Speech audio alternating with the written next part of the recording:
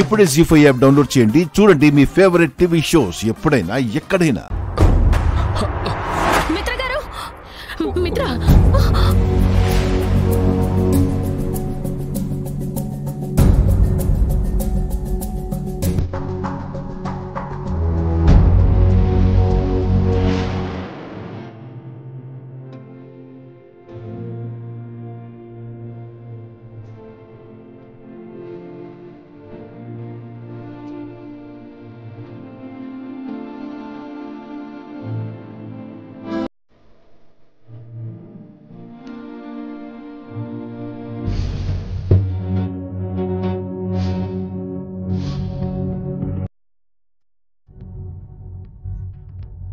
ఎందుకు నా వైపు అందరూ అలా చూస్తున్నారు?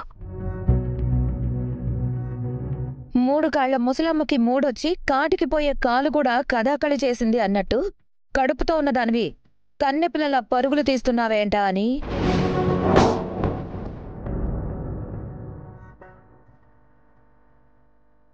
కడుపుతో ఉన్నవాళ్ళు ఇంత చలాకీగా ఉంటారా? ఇంత చురుగ్గా పరిగెడతారా? ఇంత హుషారుగా కనిపిస్తారా?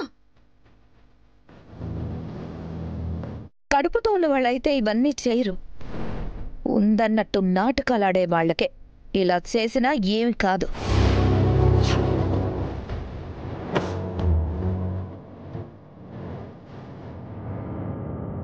అవును కదా. మరిప్పుడు లక్ష్మి కడుపుతో ఉన్నట్టా లేనట్టా? ఒకవేళ లేకపోయినా నటిస్తున్నట్టా?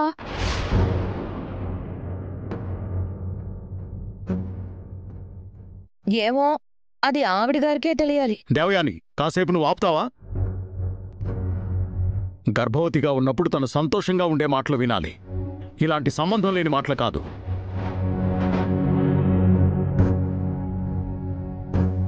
అమ్మా లక్ష్మి, హఠాత్తుగా నీకేమైంది? నువ్వు ఒట్టి మనిషి కూడా కాదు. ఆ సంగతి మర్చిపోయావా?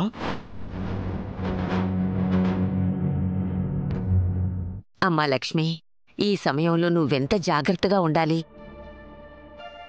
అడుగు తీసి అడుగు వేసేటప్పుడు ఎంత నిదానంగా నడవాలి. ఇలాంటి సమయంలో నువ్వు పరుగులు పెట్టడం నీకు నీ కడుపులో బిడ్డకి అంత మంచిది కాదమ్మా.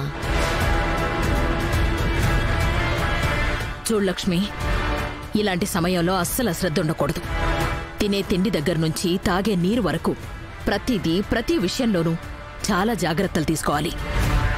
ఇవన్నీ నీకు ప్రత్యేకంగా చెప్పాలా? ఎగురుతున్నావు, పరుగులు పెడుతున్నావు, దూకుతున్నావు. ఏమైనా అయితే ఏంటి పరిస్థితి? ఒక్కసారైనా ఆలోచించావా? నన్ను క్షమించండి అత్తయ్య గారు. మిత్రగారు పడిపోబోతుంటే మర్చిపోయి. ఇప్పుడు చేస్తే చేసావు.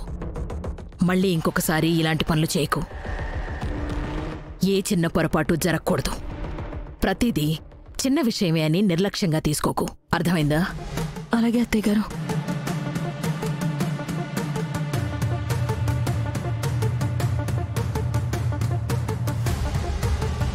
జీ5 యాప్ డౌన్లోడ్ చేసి అన్ని ఎపిసోడ్స్ పూర్తి ఉచితంగా చూడండి.